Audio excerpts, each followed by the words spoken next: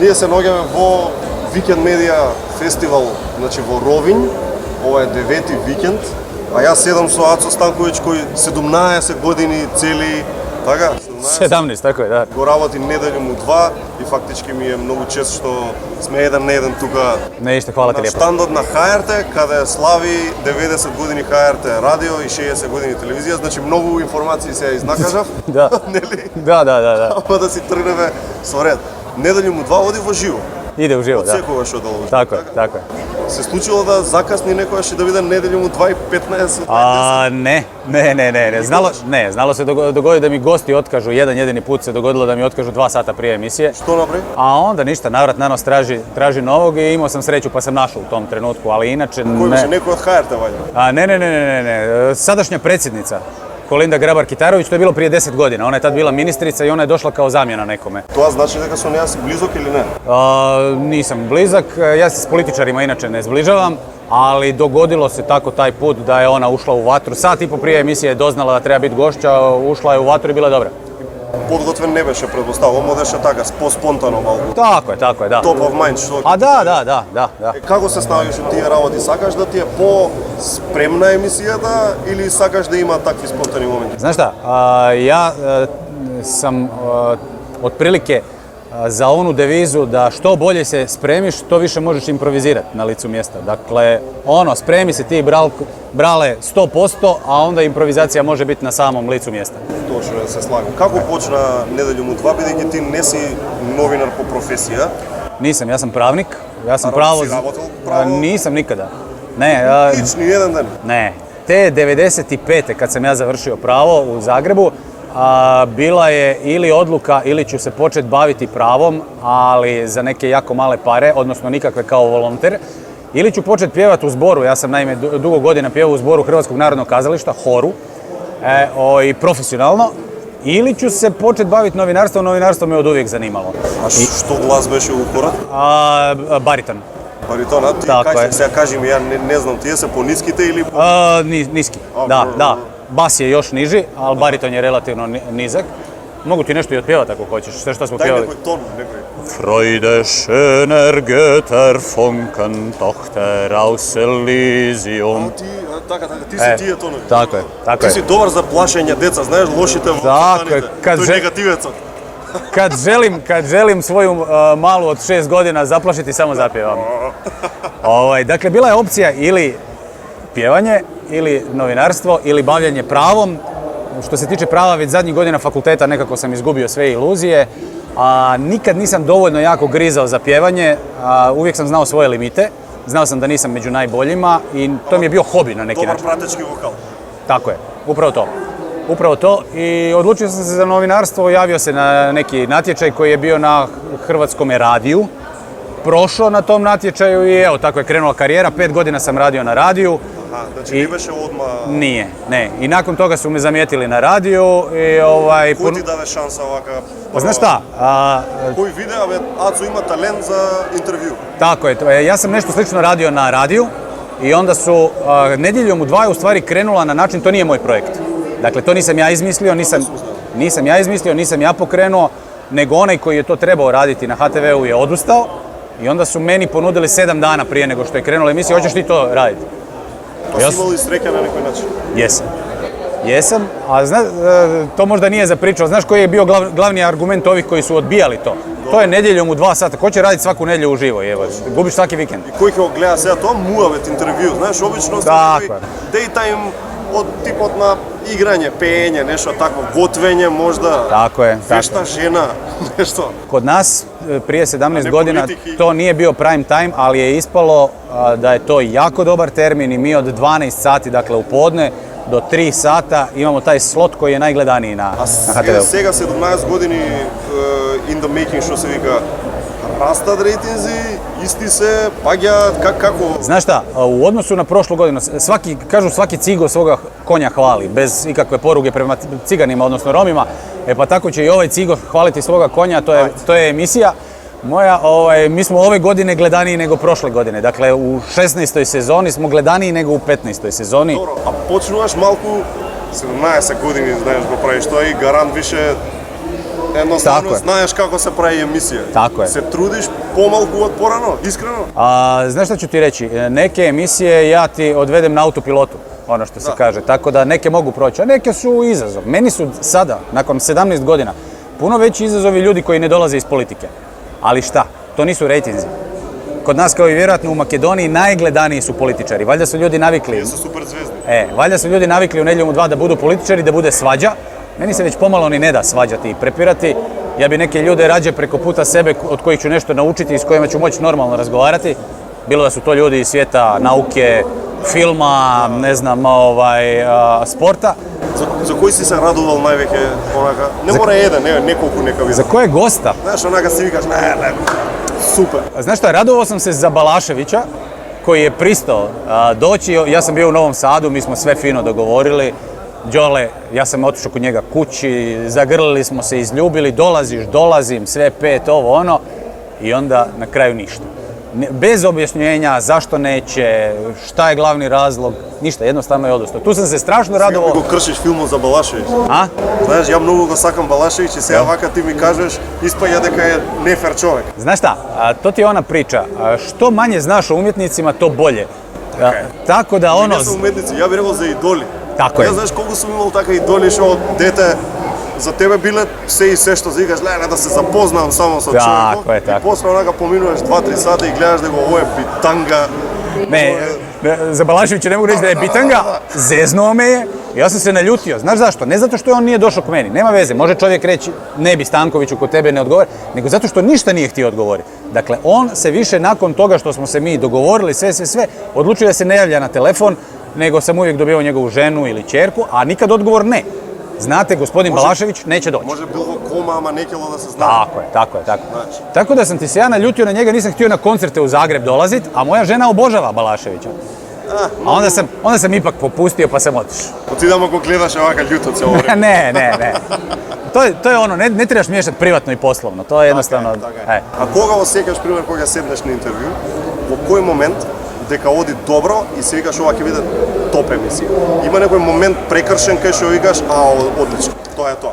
Pa ima, najčešće kad vidiš da ti se gost opusti, da je opušten došao, a da razgovara bez ikakve inhibicije, dakle bez potrebe da sipa fraze i kad vidiš da odgovara na pitanja. To je dobra emisija, znaš, kad ti njega pitaš nešto, on odgovara. Evo, političari najčešće i makedonski i hrvatski ne odgovaraju na pitanja, ne odgovaraju ono što su oni zamislili da treba reći. Точно, и како некои булети само имате ги Тако е. истите цело време. Tako je. I onda se ti vraćaš, a oprostite, a niste mi odgovorili na pitanje. On Zašto pak mi... isto. On opet isto. Da.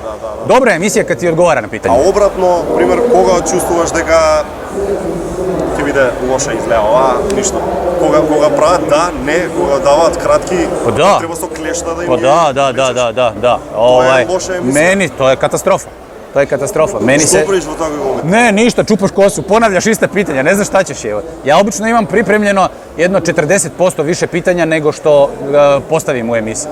Ali jednom ili dva puta mi se dogodilo da je tih 40% 10 minuta prije kraja sve sam upotrijebio. Ono, znaš. A to su odgovori, da, ne, a ne znam, vidjet ću, ili ono, znaš. Katastrofa, sve prizna, znaš, ono, sa svime se slaže. Се случува и тебе, еве, што си меѓу најискусните во Да. регионов, значи Događa не se. е само на почетници, него и на Ne, професионалци. događa se. Samo, kažem ti, najbolje je da si onda pripremiš puno više pitanja nego što misliš da će biti u emisiji i razgovoru. Кажи ми за интервјуто како жанр, значи, што е најбитно во однос на припремата? Да најдеш работи што никој не ги нашол, значи копање. Tako je. Dobra priprema je jako važna.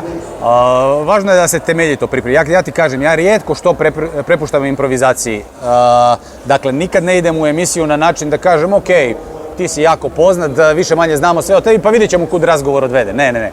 Ja ti tu imam, ja sam ono ziheraš, što se kaže štreber. Што правиш со некој што за него све се знае? A ništa, onda znaš šta, pokušam razgovarati s ljudima koji ga poznaju. Dakle, i oni koji ga vole, njegovi neprijatelji i njegovi prijatelji. I onda doznaš neke stvari, ili čak odem na razgovor s njim, što rijetko radim, ali odem i porazgovaram s njim i u tim razgovorima možeš dobiti neku informaciju. Не се гледаш претходно вака, да се договориме што ќе снимаме. Da, ali se ja jako izbjegavam nalaziti s gostima. Zašto? Zato jer mi to ruši gard. Naime, Ponekad je dobro, ali najčešće je loše. Zašto? Moja emisija mora biti provokativna, tako sam izgradio imidž. Ja kad upoznam tebe privatno, doznam da ti imaš ženu, da imaš dijete, da si čovjek od krvi i mesa, ono što se kaže, i na neki način... Ima dijabetes i ne znam... Razumiješ? I znam da imaš te neke slabosti i onda nemam onaj zid prema tebi, nego te gledam kao čovjek. Tako je. Bolje mi je kad gosta vidim u emisiji, 5 minuta prije emisije, dobar dan, sjednemo u studiju. To znači da neki znaat prašanjata? Najčešće ne. Mislim, gledaj, mi smo mala zemlja pa se svi znamo, ali ne kontaktiram. Ja sa svojim gostima, pogotovo političarima, ja nemam nikakve kontakte. Niko ne ti povarao prašanja, kje dojdam, da? Ne, da, traže teme. Oni ti traže, naravno da traže teme, jebi ga, ako zoveš nekoga na razgovor, onda ti kažeš, ok, mogu vam reći teme, glavni 10 tema će biti to i to. Konkretno ne? Ne. Imao sam jednu zanimljivu situaciju koja bi možda gledatelju u Makedoniji bi bila zanimljiva. Jedanput kad mi je gost bio Boris Tadić, dakle tadašnji predsjednik Srbije.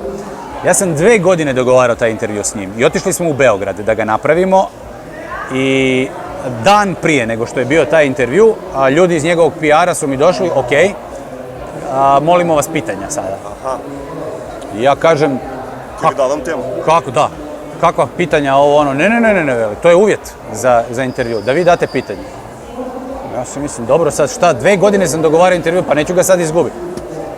Zapišem pitanja, evo vam pitanja, ovo ono, i počne intervju, 30% od tih pitanja je bilo, 70% nije. Tadić je bio odličan. Tadić je bio odličan. Ne se naluti? Ne. Ali, nakon emisije su nas pozvali ovi iz njegovog PR-a, frka, panika. Sljedeće 2 godine nisu htjeli nikakav kontakt, ništa. Kad je on dolazio u Hrvatsku, ništa, šta vam pada na pamet, prošli put ste nas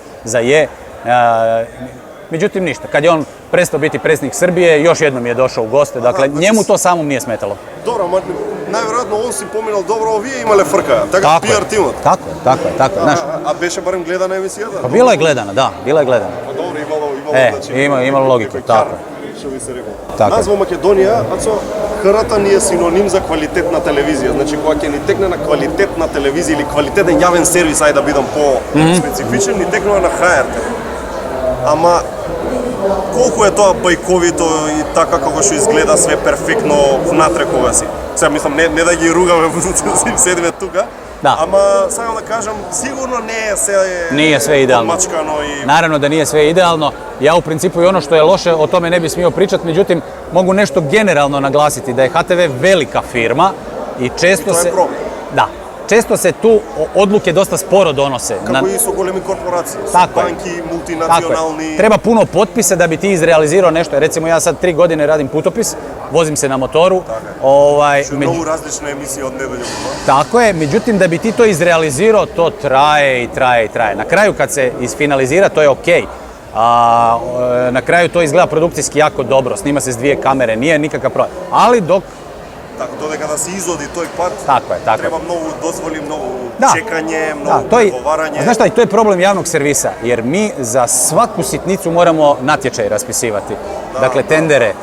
Mi da bi kupili ove stolice moramo javni natječaj. Onda taj javni natječaj može pasti, jer je neko nezadovoljan, jer nije prošao, pa to traje.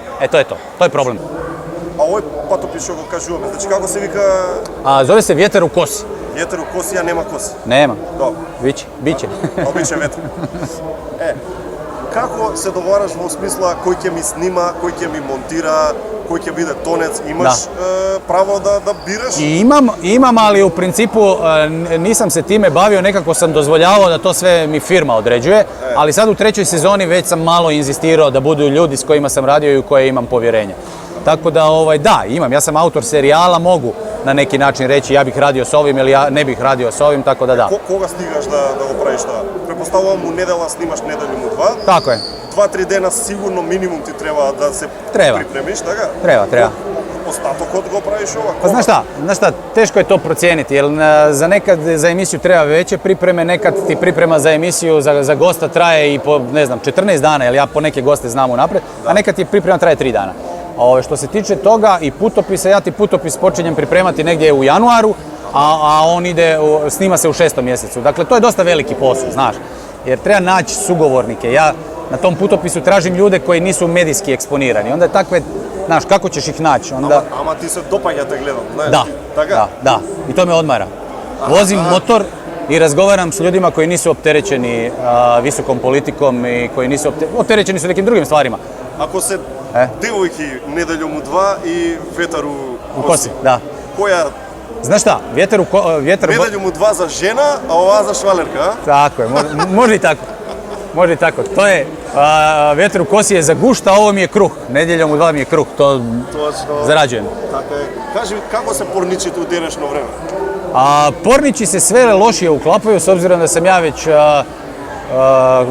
3 godine oženjen čovjek, tako da to je bilo u mladosti. Čak sam ja htio na neki način kršiti te tabue u jednoj dominantno katoličkoj sredini kao što je Hrvatska, na način da kažem ljudi, ali pornografija je legalna stvar i o čemu mi pričamo. Da. Zašto da ne zborim za to? Uostalom. Evo, pre neki dan sam pročitao, kaže, i to sam prijatelju poslao, imam jednog prijatelja čije žena ne može smisliti da on gleda pornografiju, pa on ni ne gleda. I onda sam našao neki naslov na jednom portalu, kaže, muškarci koji gledaju pornografiju imaju puno bolji seksualni odnos s partnericom. Така. Ja kažem, stari, evo, to je to. Eto.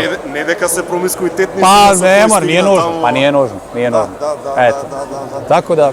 А чекай, тоа го правиш намерно, онака свесно си викаш, сега кидам и ќе истрасам нешто намерно, за да разбуричкам малку. U početku karijere, prije 10 godina, ja sam smišljeno radio sebi takav imidž.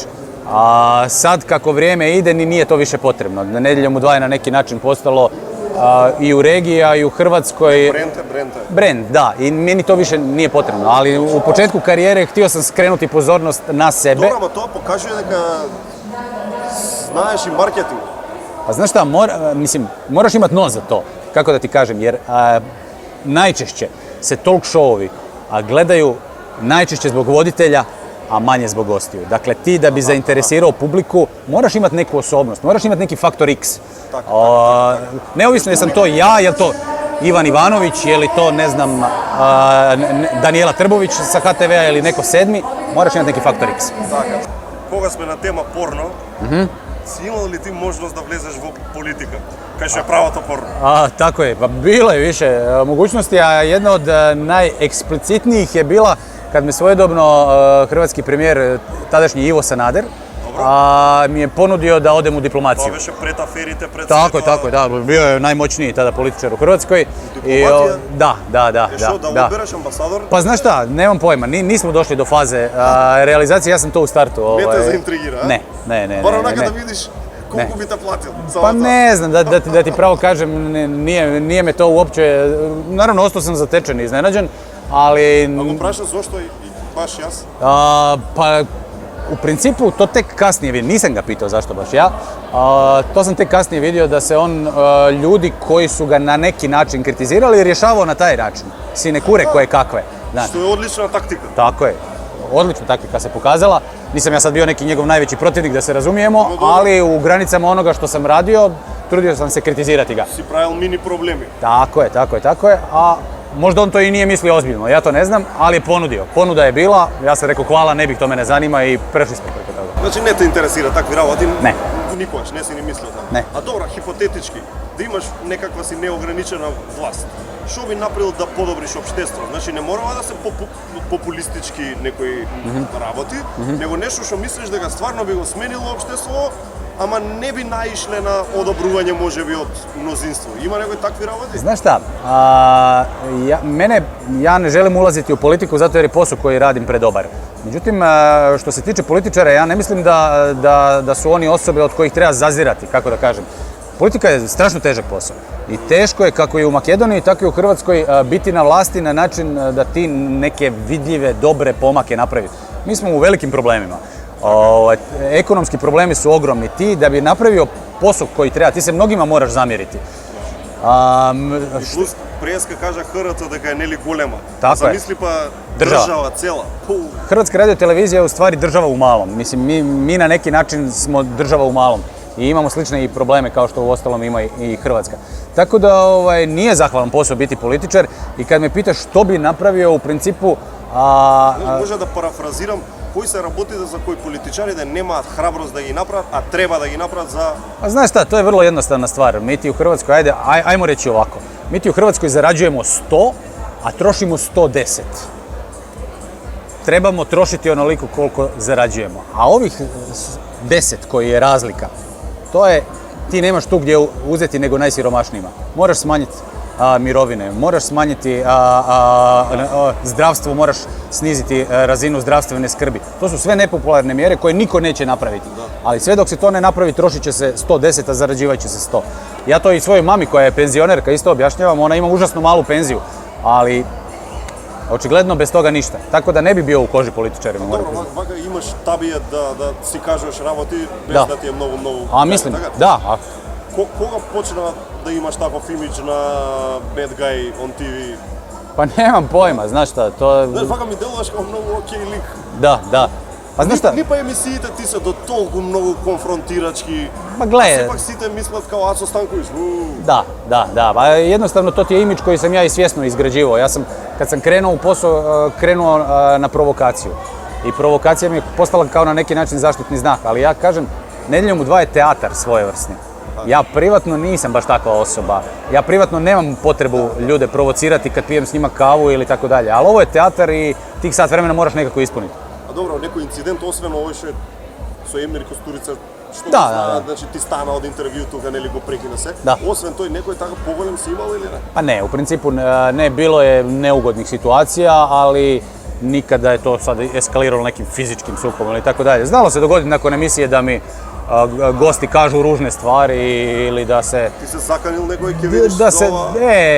ali nikad ništa osim toga, tako Да da... стануваш ладен на таков момент или Najčešće da. Ja sve što imam kažem u emisiji, a poslije emisije, da. Немаш што да комуницираш. Najčešće ne. Ako možemo popiti kavu, super, a ako ne možemo, Да. doviđenja. Точно. Општо, кои се добри, а кои се лоши страни да си Ацо Станковиć? Пример. Dobre stvari. Pa dobre stvari su te što mogu raditi vjetar u kosi. Da nisam Aco Stanković ne bi mogao raditi vjetar u kosi. Dobre stvari su te što sam ja svojedobno 3 godine na jednom hrvatskom portalu objavljivao svoje pjesme. Ja sam inače i pisao pjesme i sasvim fino sam zarađivao od toga. Tako je. Nakon toga je palao zanimanje za to, ali te 3 godine sasvim fino sam mimo HRT-a još dobivao honorar. To mi je HRT odobrio. I to pisanjem pjesama. To da nisam Aco Stanković, to ne bi niko čitao. Koji si be ti? Tako je, da se razumijemo. To su dobre strane mog posla, a loše strane su što na neki način ponekad i doživljavaš neugodnosti ovako na cesti pa te neko i pljune a nije problem kad sam ja sam, problem je kad sam u društvu. Точно, те разбирам. Tako je, problem kad sam u društvu i onda ne znaš što napraviti. Знаеш, ми го правиш мене лош ден, одама и на нив ми го правиш, а зошо па на нив. Tako, Тоа ти. Upravo to. Ali ove bolje stvari prevladavaju u odnosu na one loše. Сега, фала Богу. Кажи ми во ХРТ, бидејќи спорат за тебе се што нели, ти лично што мислиш? Си чуван и пазен колку што заслужуваш? Jesam. Да, значи си... Da, moglo bi biti bolje, ne kažem, ali jesam i ja sam na neki način imao sreću, moram priznati, da 17 godina već radim. Се осеќаш како да им си должен малце на ХРТ? Nisam nikome ništa dužan. Ne, u principu. Товар, kao oni mi dadu šansa, pa... Dali su mi u početku šansu, ali ja sam tu šansu dobro iskoristio. Ja sam zahvalan ljudima koji su mi u početku dali šansu, to su moji tadašnji urednici. Dovoljno dobra ponuda da napraviš transfer, bi napravil?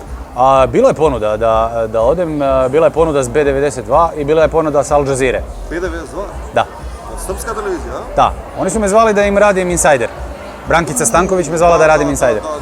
To je mnogo teško. Ja sam nekako procijenio, dakle dva su razloga.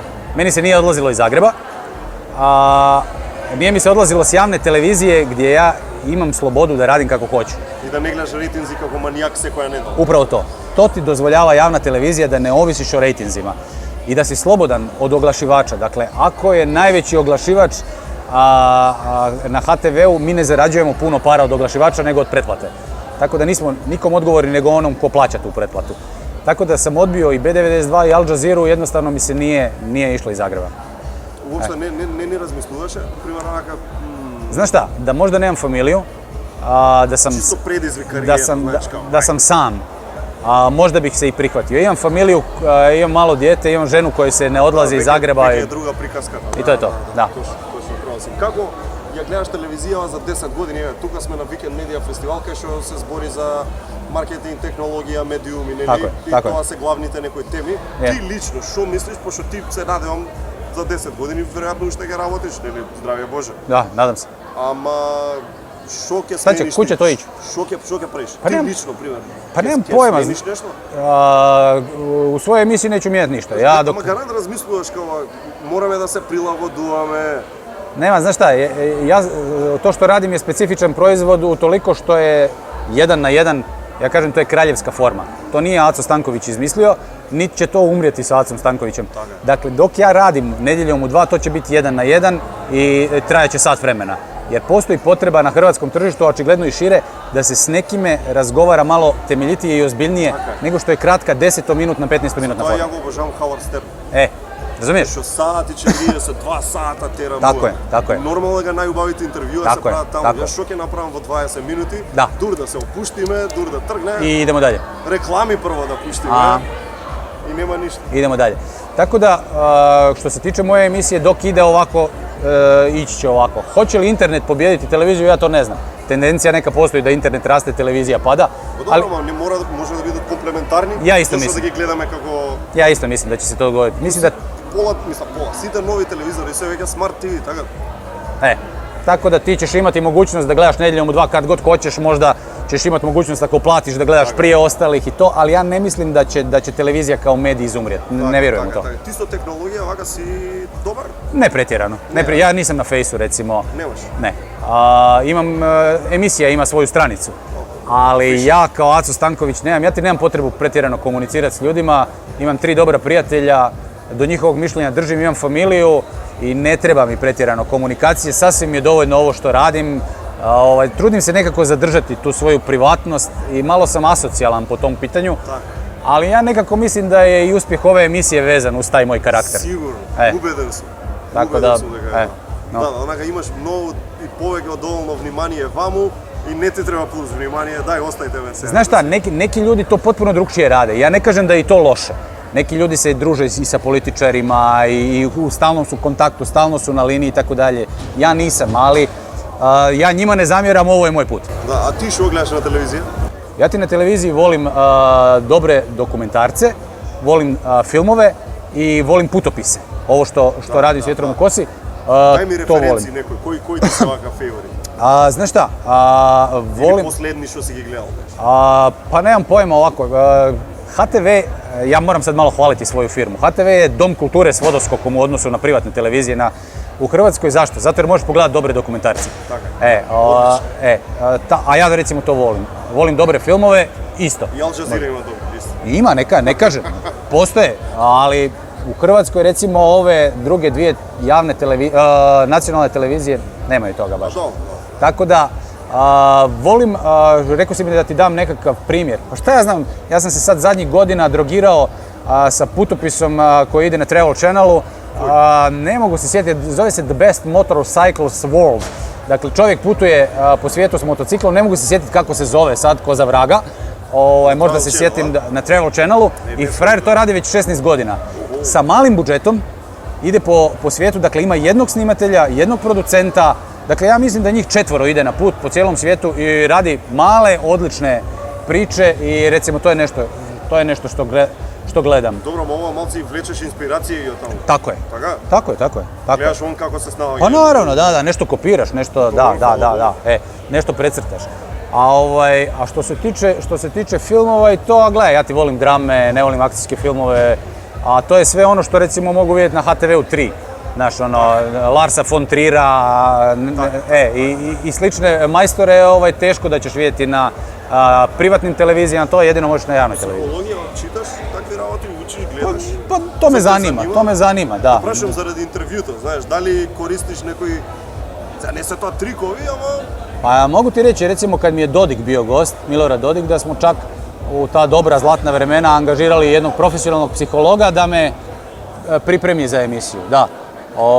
I čovjek je proanalizirao lik i djelo Milorada Dodika i dao mi je par uputstava kako bi bilo dobro s njim razgovarati, da. Kako беше така Pa професионално? dobar savjet je bio, taj što sam dobio, tako da moram priznati, to smo nekada radili, sad ne, ali recimo da mi dođe neki super jaki gost, možda bi opet nešto slično napravio. Браво. Ова е више next level. Pa jeste, znaš šta, recimo kad ti spominjem Dodika, ja sam pripremajući emisiju s njim, otišao u Sarajevu, otišao u Beograd i u Zagreb da razgovaram s ljudima koji ga znaju, koji ga ne znaju, ne koji ga znaju, koji ga vole, koji ga ne vole, da doznam što više o njemu. Dobro, i još jedna od prednostите na HTV. Pa jest. Ovozможила pa sve to. Jeste. Ovo što sam ti pričao za Balaševića. Meni je HTV platio put u Novi Sad da ja upoznam Balaševića, da se dogovorimo za emisiju. Ok, on na kraju nije došao. Da, on na kraju nije došao, ali to je dobar put, tako se radi. Така е. Кажи ми за Македонија, с кога си бил последен? A koga sam imao u gostima? Последен пат, не, Македонија. Kada sam bio u Makedoniji, žao mi je, ali bio sam prije 15 godina. Davno je to bilo, ali to ne znači da neću ići skoro i nadam se da ću, ako HTV će nastaviti ove moje putopise podržavati, da ću doći u Makedoniju. Da dojdeš. Tako je, da se provozam motorom i da porazgovaram sa zanimljivim ljudima. A imaš работено во Македонија пред неделјом два? A da li imam? Имаш работено во Македонија. Имаш radio si u Makedoniji? Radio sam, da. Radio sam u Makedoniji 99. Mjesec dana sam bio u Skopju i u Bitoli i na Ohridu, kad je bila ona izbjeglička kriza. Kad su bili oni veliki izbjeglički kampovi, onda ja sam radio na radiju tada i izvještavao sam mjesec dana iz Makedonije. Беше буквално сместен тука, Tako je. живееше тој 2 месеци. Tako je, da, i to mi je jako dobro iskustvo. A Makedonci во неделјом 2? Знам Тупурковски дека ти беше. Tupurkovski bio jedan jedini. Jedan jedini je on bio. Jedan jedini je bio, ali to ne znači da ih neće biti. Зошто cilje од сите луѓе? To ne znači da ih neće biti. Zašto u ovih 17 godina, sad ja tebi uzimam pitanje, zašto niko iz Makedonije nije bio? Mislim da sam zvao Džarovskog jednom, ali nešto on nije mogao ili mi je odbio i tako nekako se dogodilo. Mea culpa. A Tupurkovski? Tupurkovski bio okej. Ti го odbra, ti si sakaš? Da. Ja sam ga zvao, više se ne sjećam koji je povod bio, da li nešto Evropska unija ili nešto. I došao je u Zagreb, došao je samo zbog emisije i čak smo tu emisiju snimali, nije išla uživo jer on nije mogao baš u 2 sata biti u Zagrebu, pa smo je onda snimili malo ranije. Ali bio je dobar razgovor. Кога ми спомна Европска унија, ти, во Хрватска е во Европска унија, ние па сакаме да влеземе, така барем на хартија така пишува. Da. Што ќе кажеш лично? Znaš šta? Треба да се бориме да влагаме. Ako ništa drugo, trebate se boriti samo zato da ne bi postojali ove granice koje danas postoje, da ne bi iz Makedonije kad dolaziš u Hrvatsku morao preći 2 granice. Zbog toga se treba boriti. I ja sam bio zato da Hrvatska uđe u Europsku uniju, da nemamo granice, kao što nekada nismo imali. Ali evo, ja sad živim od Slovenije 5 km, međutim moram preći u Sloveniju, moram nositi pasoš. Zato sam se zauzimao da idemo u Europsku uniju, da nemam pasoš. To je prva stvar. Dobro. A što se tiče ovih drugih prednosti, pa naravno da ih ima. Makedonci kad uđete u Europsku uniju opet će u pečalbu kao što su nekad išli. To se Hrvatima sada događa, ali neki idu. Mislim, ako ništa drugo, upoznaće druge narode, upoznaće. Tako je. Zaradit će nešto, oni koji mogu nek idu. Traži se visoko obrazovana radna snaga, pa šta? Evo, moj najbolji prijatelj je otišao prije mjesec dana u 46. godini sa familijom živjeti u Švedsku. Nek ide čovjek. Tako da... Значи мислиш дека ретроспективно дека е добар потек тоа ше? Pa dobar je, pa naravno. Nema dvojba. Kod mene nije bilo dvojbe. Naravno da Europska unija je dosta maglovit projekt i činjenica da tu Posebno u današnjo vreme sa informaciji, špekulaciji, neprovereni izjavi. Ali ja sam uvijek za zajednice, kako da kažem. Meni je to uvijek ljepše nego separatizam, nego isključivanje, nego izolacija i tako dalje. Zašto ne bi bili partneri sa državama u kojima u mnogo čemu gledamo uzor? За крај да те прашам, пример, ако можеш да направиш интервју со некој што не е веќе жив. Рецимо Тито да ти дојде во емисија. Кои теми би, дај ми го брифат за Тито, кои теми би? Pa nemam pojma, da ti pravo kažem, šta bi s Titom razgovarao? Pa ništa, prvo bi pričali o tome je li jeo onu svinjsku glavu koju smo mi učili da je jeo kao mali, je li nakon toga imao probavne probleme. Kao drugo, pokušao bi razjasniti onu priču o njegova 3 prsta koja negdje ima, negdje nema, pa je li Tito, nije Tito. A i priču o Sofiji Loren bi se morali dotaknuti, tako da bi na neki način zaokružili tu. A друг некој кој што би сакал онака? Знаеш šta? Кој те фасцинира вака биографски? Znaš šta, ja imam tu nesreću recimo da su me odbijali doći u emisiju Balašević, Arsen Dedić i Rade Šerbedžija. Супер трио. Super trio, tako je. Arsen Dedić je umro. Рада Шеrbedžija мене ми било емисија. Видиш? Vidiš, evo vidiš. Не ми се верува. Верувајте во себе. Rade ne želi doći u Nedjeljom u 2 jer kaže da bi se morao previše otvoriti. Така. Da on misli da je mnoge ratne sekire u Hrvatskoj zakopao. Така. I da to ne bi bilo dobro. Сигурно го разбираш.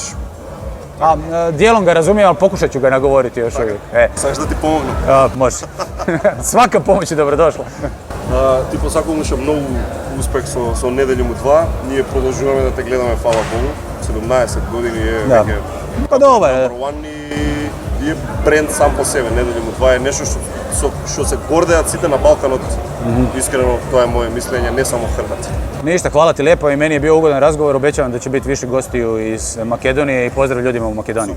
И следен пат да дојдеш во студио у Скопје. Može. Да, палаца. Može, stari. Hvala tebi.